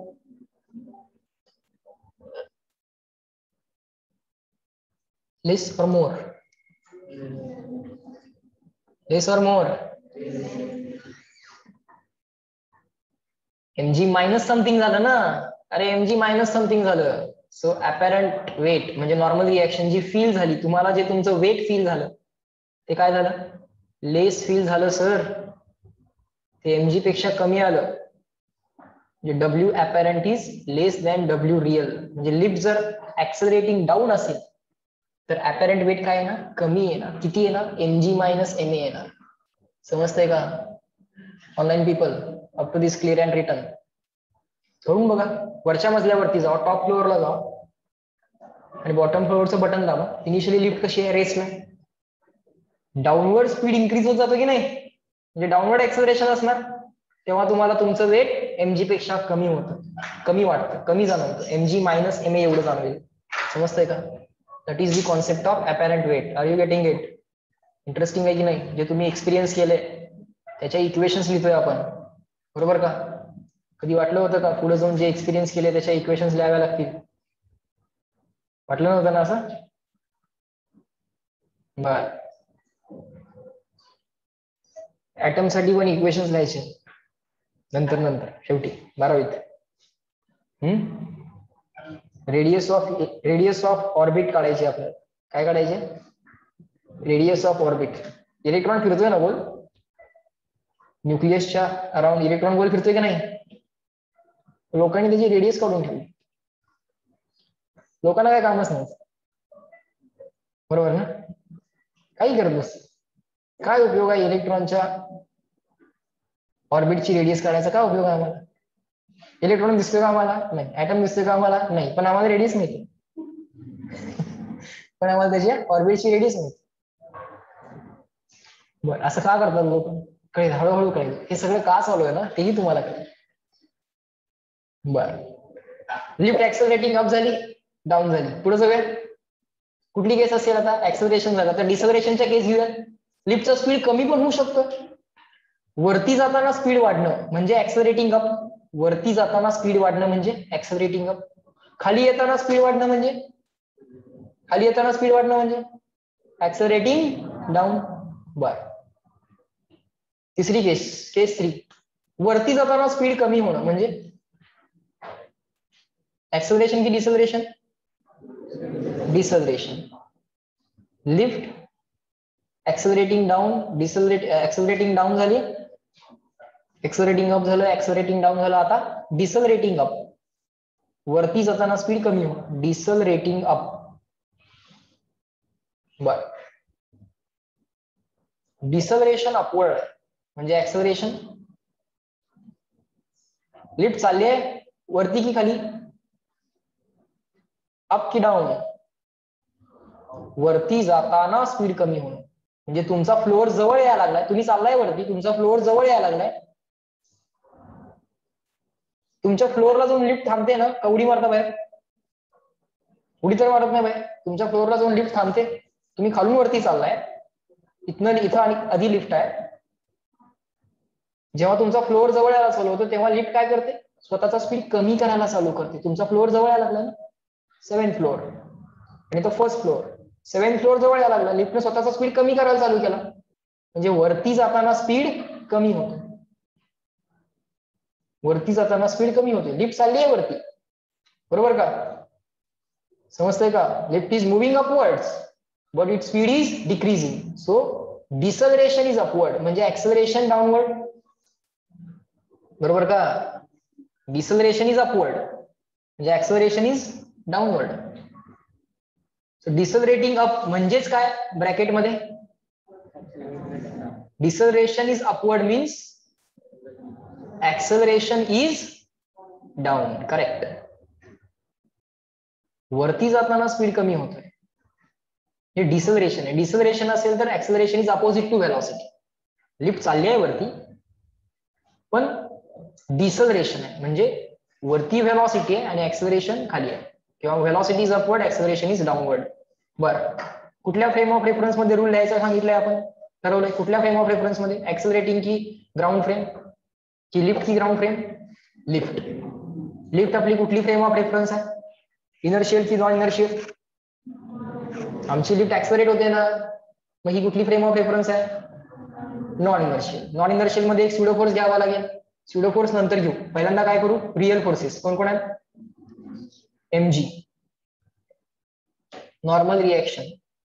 हा, ऍक्सेलरेटिंग डाऊन ना, डिसेलरेटिंग अप म्हणजेच काय, ऍक्सेलरेटिंग डाऊन. ऍक्सेलरेटिंग डाऊन म्हणजे स्युडो फोर्स अप. स्युडो फोर्सचा formula mass into acceleration of frame of reference. Mass तर ऑब्जेक्टचं आणि frame of reference acceleration A. Balance की imbalance?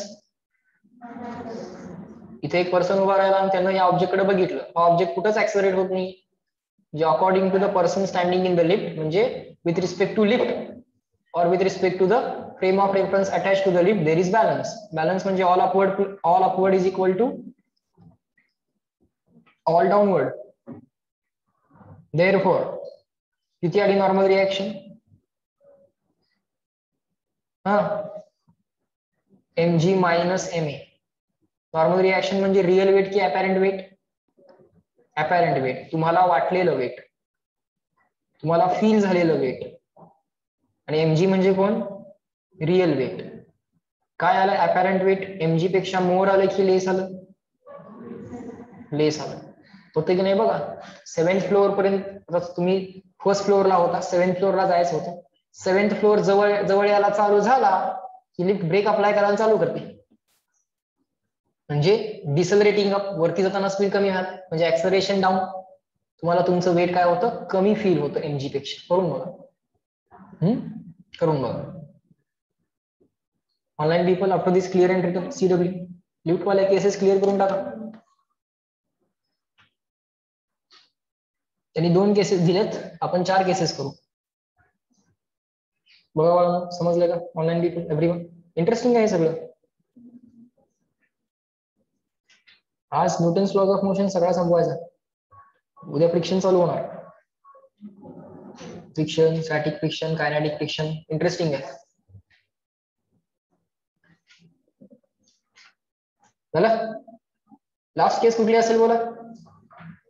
ऍक्सेलरेटिंग up, ऍक्सेलरेटिंग down, डिसेलरेटिंग up, डिसेलरेटिंग down, म्हणजे खाली येताना स्पीड कमी व्हायला लागला. लिहा केस 4,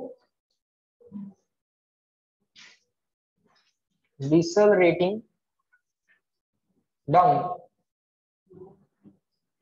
तुमचं तुम्ही करा बरं, तुमचं इक्वेशन माझं इक्वेशन मॅच होते का बघूया. खाली येताना स्पीड कमी व्हायला लागली, डिसेलरेटिंग डाऊन, डिसेलरेशन इज डाऊनवर्ड, म्हणजेच ब्रॅकेट मध्ये ऍक्सेलरेशन, ऍक्सेलरेशन इज अप. बरोबर आहे, लिफ्ट खाली चालली आहे पण खाली जाण्याचा स्पीड कमी होतोय, म्हणजे ऍक्सेलरेशन, ब्रेक मारलाय ना, ब्रेक मारला की ऍक्सेलरेशन हे वेलॉसिटीला अपोजिट असतं. लिफ्ट तर चालल्या खाली पण ब्रेक अप्लाय करते, ऍक्सेलरेशन अप दाखवलं पाहिजे. बरं, डिसेलरेशन डाऊनवर्ड आहे म्हणजे ऍक्सेलरेशन अपवर्ड आहे. तुमचं इक्वेशन माझं इक्वेशन मॅच होते का बघूया. एक फ्रेम ऑफ रेफरन्स लिफ्टला अटॅच करूया. प्रत्येक वेळी जसं मी फ्रेम ऑफ रेफरन्स ड्रॉ करायला तसं ड्रॉ केलीच पाहिजे असं काही नाही. तुम्ही डायरेक्टली इक्वेशन लिहा, तुम्ही ग्राउंड फ्रेम ऑफ रेफरन्स मध्ये इक्वेशन लिहा, नाहीतर लिफ्ट फ्रेम ऑफ रेफरन्स मध्ये लिहा. लिफ्ट फ्रेम ऑफ रेफरन्स मध्ये लिहा किंवा ग्राउंड फ्रेम ऑफ रेफरन्स मध्ये लिहा. मी तुम्हाला आधीच दाखवलं, इक्वेशन तर सेम येते, काळजी करायचं गरज नाही, इक्वेशन तर सेम येते. फक्त स्युडो फोर्स केव्हा अज्युम करायचा असतो, जर मी इक्वेशन ऍक्सेलरेटिंग फ्रेम ऑफ रेफरन्स मध्ये लिहित असेल तर. ग्राउंड फ्रेम ऑफ रेफरन्स मध्ये जर मी इक्वेशन लिहित असेल तर मला स्युडो फोर्स अज्युम करायची गरज नाही. जागा का बघतो, लास्ट बेंच समोर लक्ष दे. हा, रिअल फोर्सेस कुठले कुठले सांग, कडे लक्ष दे, बोल नको त्याच्याबरोबर. रिअल फोर्सेस कुठले कुठले ब्लॉक वरती बोल. लास्ट बेंच बोल मोठ्याने. रिअल फोर्सेस याच्यावरती कुठले कुठले ऍक्ट होतील? Correct, good. पुढचा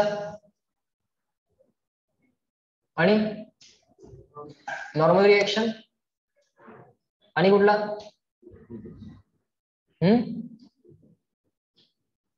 रिअल फोर्सेस आणि कुठला? लक्ष आहे का तुझं? सांगता येत नाही म्हणजे लक्ष नाही, अवघड तर नाही आहे. लक्ष दिलं तर लक्षात येईल की हे अगदी सिंपल आहे सर. काहीच करत नाही आपण, फक्त ऍक्सेलरेटिंग अप आहे, मग स्यूडो फोर्स डाऊन. किती येणार pseudo force? Mass of the particle into acceleration of frame of reference, ma. Accelerating up तर pseudo force down. Actually deceleration downward आहे, म्हणजे ऍक्सेलरेशन अपवर्ड आहे. बस खाली. काय लिहिणार मी? बॅलन्स की इम्बॅलन्स? बॅलन्स. या फ्रेम ऑफ रेफरन्स मध्ये विचार केला की हा बॅलन्स आहे. हा काय लिहिणार मग? All upward is equal to all downward. बरोबर का? हाच जर rule ground frame of reference मध्ये अप्लाय केला तर स्यूडो फोर्स घ्यायची काय गरज आहे का? नाही. मग त्या ग्राउंड फ्रेम ऑफ रेफरन्स मध्ये तुम्ही इम्बॅलन्स लिहाल. बरोबर का? आणि लिफ्ट फ्रेम ऑफ रेफरन्स मध्ये तुम्ही बॅलन्स लिहायला लागले. काय आलं? अपॅरंट वेट मोर आलं की लेस आलं? MA प्लस MG किंवा MG प्लस MA, कसंही लिहा. मोर आलं. करेक्ट.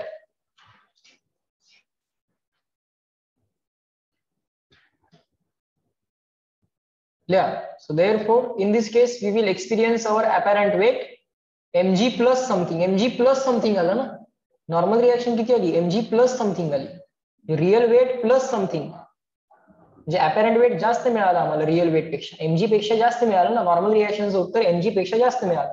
नॉर्मल रिएक्शन म्हणजे अपॅरंट वेट, mg म्हणजे real weight. So normal reaction is more than mg. mg plus something आहे normal reaction. So normal reaction is more than mg. Normal reaction means apparent weight, mg means real weight. So या केसमध्ये तुम्हाला तुमचं weight जास्त feel होईल. डिसेलरेटिंग down म्हणजे समजा तुम्हाला 7th फ्लोअर वरनं 1st फ्लोअरला यायचंय. लिफ्ट 1st फ्लोअरच्या जवळ यायला चालू झाली तर लिफ्ट ब्रेक अप्लाय करायला चालू करते. Again you will feel more weight than the real weight. Again you will feel more weight than the real weight. वरून खाली येताना 7th floor to 1st floor येताना. समजतंय का? पुढं बरं, लिफ्टच्या सगळ्या केसेस क्लिअर झाल्या का बघा. लिफ्टच्या सगळ्या केसेस जरा क्लिअर झाल्या का चेक करा.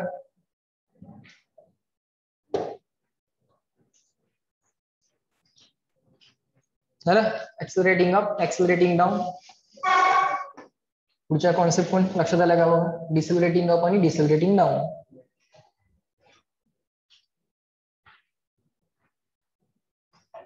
क्वेश्चन सॉल्व करूयात लिफ्ट वाला. Example number 18. चला बाळांनो, एक्झाम्पल नंबर 18 लिहा इथं. क्वेश्चन नंबर 18 लिफ्ट वाला क्वेश्चन आहे बघा. हा, अ पॅसेंजर वेइंग 600 न्यूटन. काय दिले आम्हाला? काय दिलंय आम्हाला? ए दिलाय, बी दिलाय, सी दिलाय, एम दिलाय, जी दिलाय, काय दिलंय? डब्ल्यू दिलंय, काय दिलंय?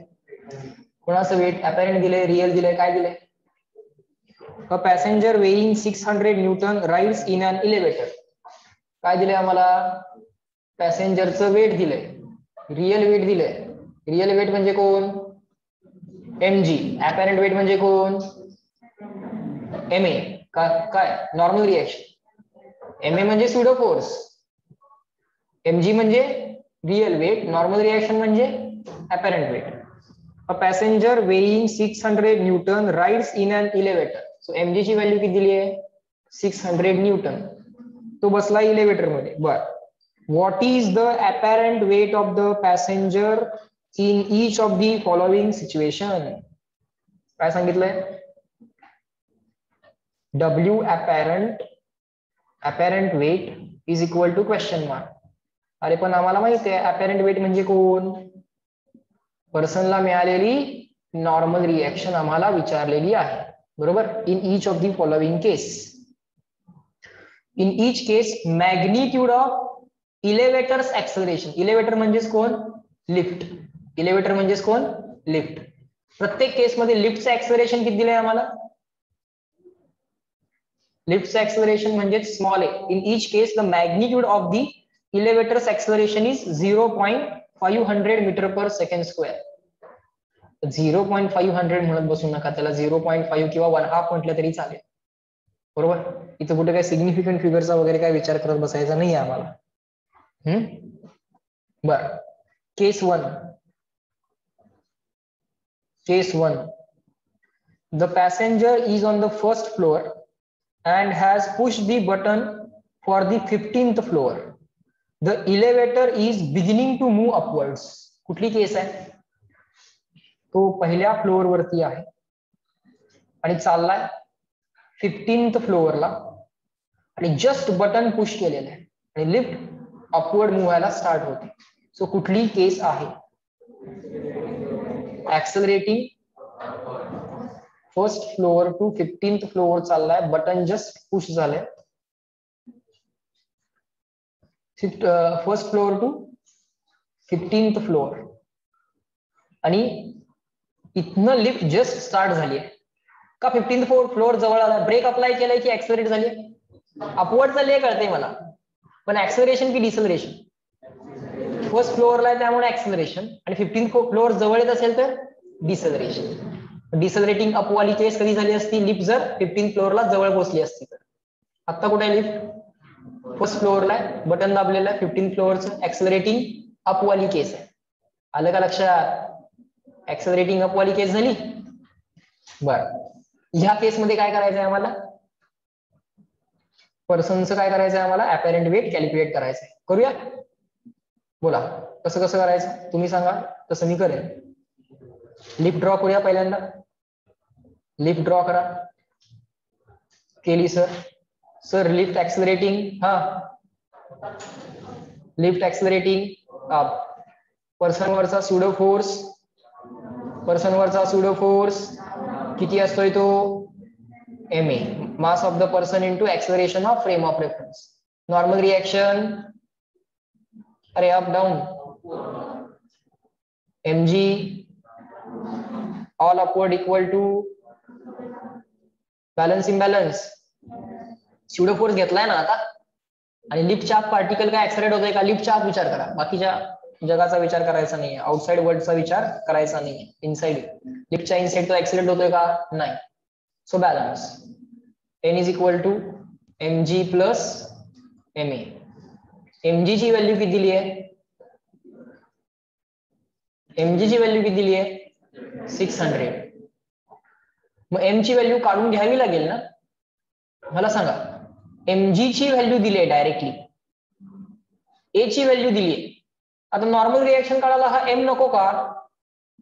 या m शिवाय उत्तर मिळणार आहे का तुम्हाला नॉर्मल रिएक्शनचं? नाही. मग काय करावं लागेल? मला इथं काय करावं लागेल? m ची व्हॅल्यू काढून घ्यावी लागेल, बरोबर का? m ची व्हॅल्यू किती आहे ना? 600 अपॉन g, 600 अपॉन 10. आन्सर किती आलं? 60 kg. बरोबर. तुमच्या माझ्यासारखाच कोणतरी माणूस असेल 50-60 किलोचा, बरोबर. लिहायचं 600 न्यूटन प्लस 60 kg आणि स्मॉल ए किती दिलाय? 0.5. 0.5 म्हणजे हाफ ना. 60चं हाफ. पटपट कॅल्क्युलेशन करा आणि ओरली सांगा हे आन्सर किती येईल का नाही? 630. अवघड आहे का कॅल्क्युलेशन? 60 इंटू 0.5 30 आलं का नाही? अरे 0.5 म्हणजे हाफ ना. 60 प्लस 30 630 न्यूटन. That's it. आता हा एन आणि हा एन कॅन्सल करणार ना. Normal reaction is equal to 630 newton. हा N cancel. 1 is equal to 630. बघा असं कुणाच्या मनात येते का? हे युनिट आहे ना, आणि हा सिम्बॉल आहे. हा नॉर्मल रिएक्शनचा सिम्बॉल आहे. आता कन्फ्युजन झालं तर काय करायचं? असं द्यायचं. अलग लक्षात. म्हणून 2 कन्व्हेन्शन आहे, जेणेकरून कन्फ्युजन होऊ नये. एक तर आता ऑप्शनच नाही तुमच्याकडे. आता तुम्हाला कम्प्लीट नाव लिहावं लागेल. NUWTON, बरोबर का? तर कॅपिटल एन घेऊन चालणार नाही, कारण परत कन्फ्युजन होईल. झाली केस 1. केस 2. ऑनलाईन पीपल, CW, ही एक्सेलरेटिंग अप वाली केस होती, ते आमच्या लक्षात आलं.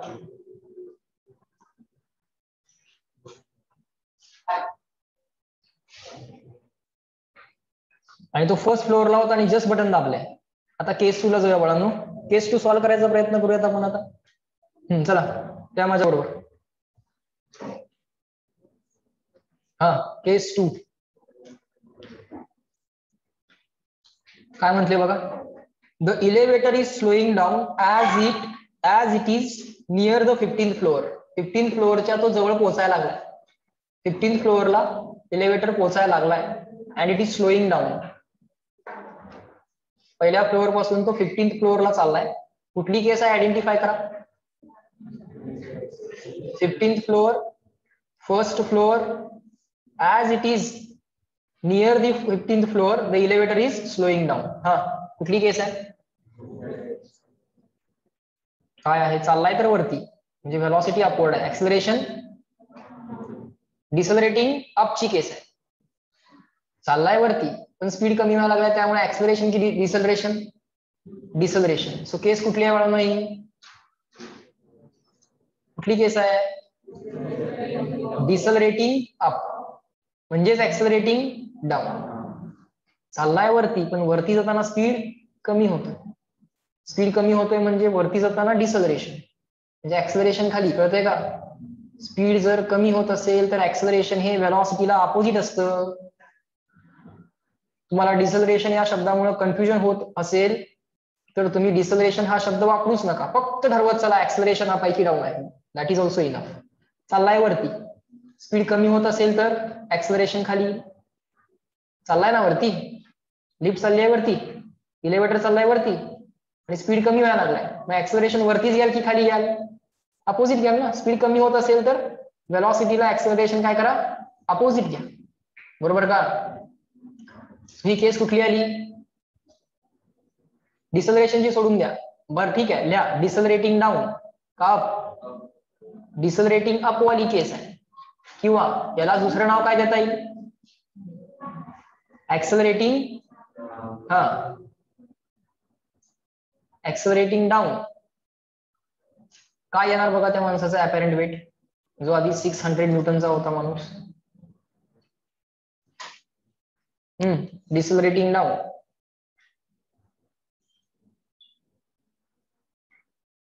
हा accelerating down pseudo force MA half mg normal reaction by the floor n all upward equal to all downward. n plus MA is equal to mg. n is equal to mg minus MA. put the values, get the answer. mg किती आहे 600 Newton. मास किती आहे 60 kg. Acceleration किती आहे 0.5 metre per second square. Answer किती आलं 570 Newton. त्याला स्वतःचं वेट कमी फील होईल. आलं लक्षात. इथं तुम्ही जर वेट मेजरिंग इन्स्ट्रुमेंट ठेवलं तर ते weight measuring instrument normal reaction measure करतं एवढं लक्षात ठेवा. अपॅरंट वेट मेजर करतं ते.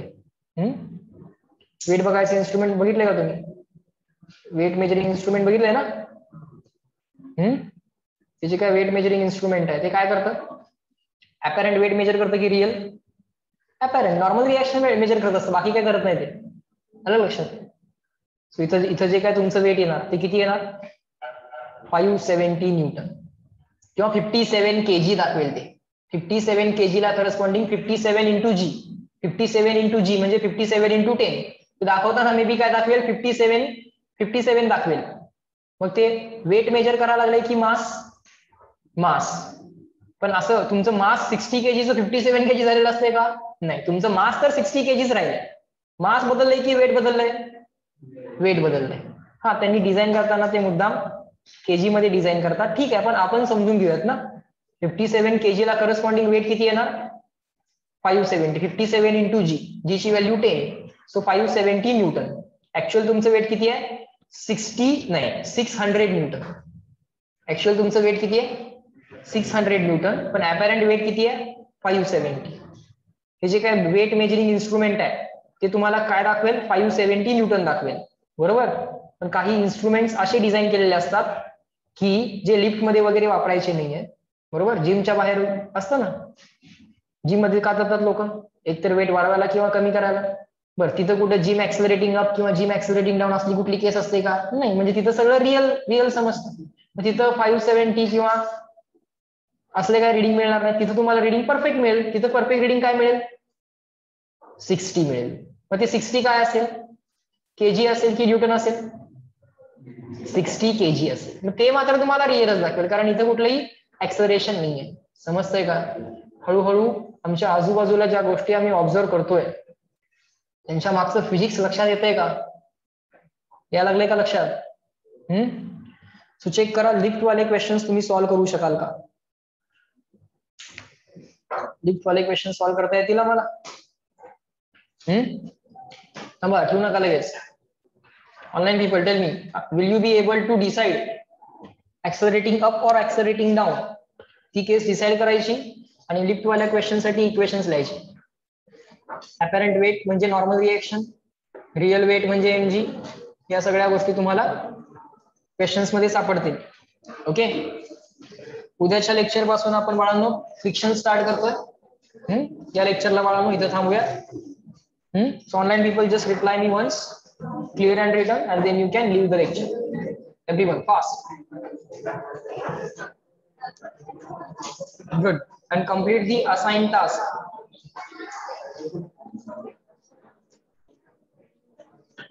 Okay, fine. In this lecture, we will stop at this point. Yes, bye. Good day.